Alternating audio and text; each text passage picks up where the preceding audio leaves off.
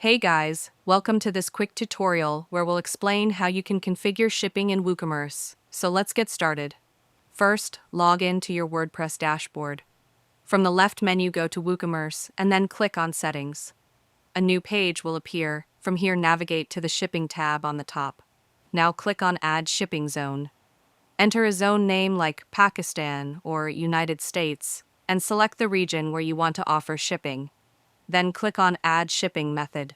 A small pop-up will appear asking you to choose a method. Here you can select flat rate, free shipping, or local pickup. For example, if you choose flat rate, you can set a fixed cost for shipping. If you select free shipping, you can define conditions like minimum order amount. After adding the method, click Edit to set your price, tax status, or any extra options.